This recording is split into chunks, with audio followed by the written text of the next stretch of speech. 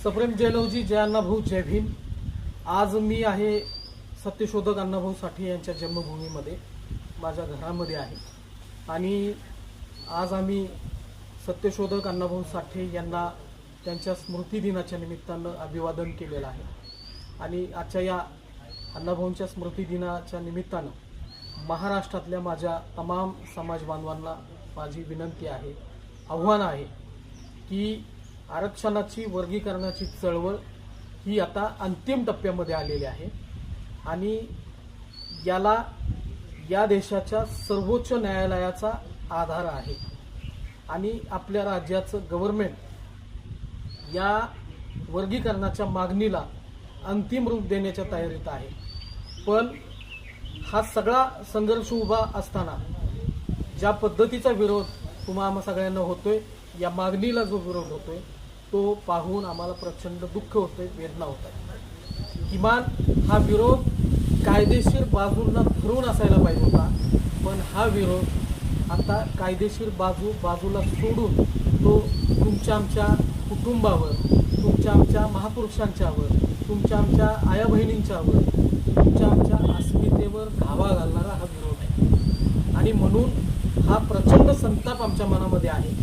पण या संतापाला, या अपमानानं उत्तर न देता आम्ही आमची जी ही फाईट इथल्या एकूणच सिस्टीमच्या विरोधामध्ये आहे, आमची मागणी मान्य होण्यासाठी जो फाईट आहे ही कधीही थंडावली नाही पाहिजे। या फाईटला आपण सगळ्यांनी मिळून फेस केलं पाहिजे असं मला या प्रसंगाने वाटते आणि म्हणून मी तुम्हाला या अण्णाभाऊंच्या जन्मभूमीतून आवाहन करत आहे की आपल्याला कायम आणि कायम लढायचं आहे।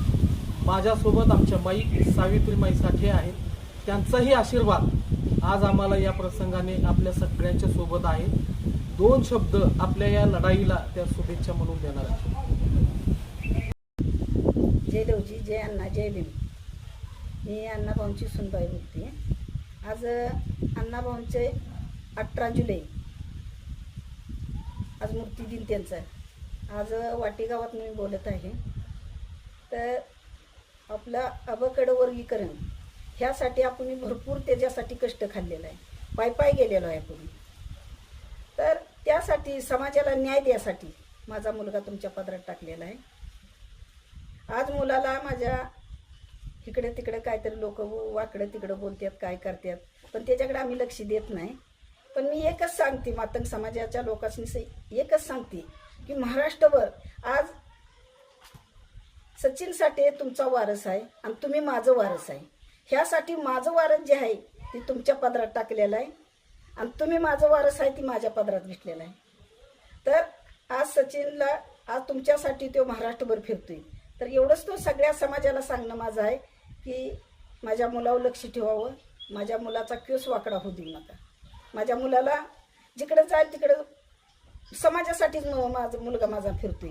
तर समाजासाठी फिरतोय तर तुम्ही सगळ्या समाजाने माझ्या मुलाला साथ द्यावी आणि त्याच्यावर लक्ष ठेवावं, एवढंच सांगते। जय भीम, जय अण्णा।